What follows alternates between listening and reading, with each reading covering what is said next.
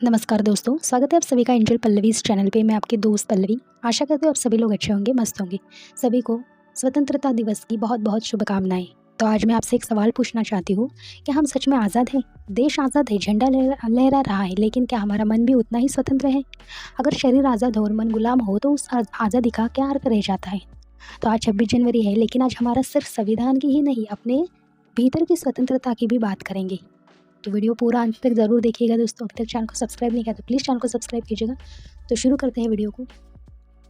26 जनवरी हमें याद दिलाता है कि एक समय ऐसा भी था जब यह धरती परतंत्र थी।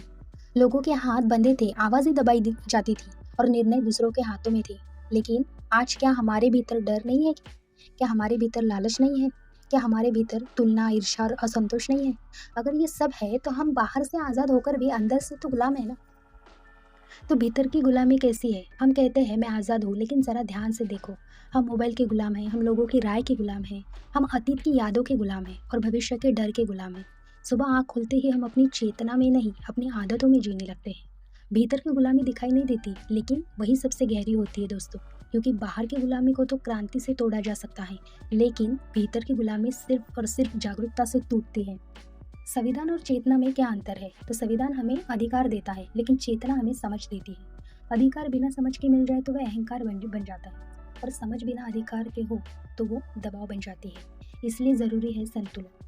बाहर कानून हो और भीतर करुणा हो, बाहर नियम हो और भीतर विवेक हो। जब मन जागरूक होता है तो वह किसी को नुकसान नहीं पहुंचाता, भले ही उसे पूरा आज़ादी क्यों न मिल जाए। तो स्वतंत्रता का आध्यात्मिक अर्थ क्या है? तो आध्यात्मिक स्वतंत्रता का मतलब मनमानी करना नहीं। असली स्वतंत्रता है अपनी इच्छाओं को देख पाना, लेकिन उनके गुलाम न बनना।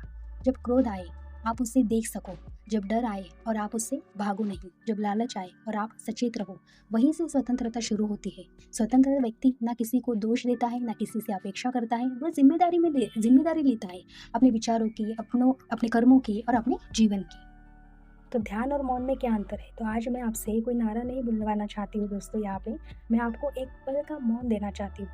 अपनी आंखें बंद करो, 3 गहरी सांस लो और खुद से पूछो, मैं किस बात से बंधा हुआ हूँ? डर से, लालच से या किसी की स्वीकृति से? सिर्फ देखो, बिना जज किए। यही देखने की कला आपको मुक्त करेगी।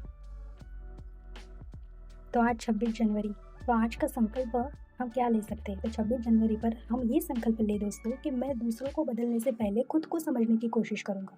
मैं नफरत से नहीं, जागरूकता से जवाब दूंगा। मैं आज़ादी को अधिकार नहीं, जिम्मेदारी की तरह जीऊंगा। तो दोस्तों, तिरंगा बाहर लहराइए, यह सुंदर है, लेकिन हम चेतना भीतर लहराए तो वह दिव्य है। अगर आज आपने भीतर एक छोटी सी जंजीर भी देख ली तो समझ लेना आपकी आज़ादी शुरू हो चुकी है।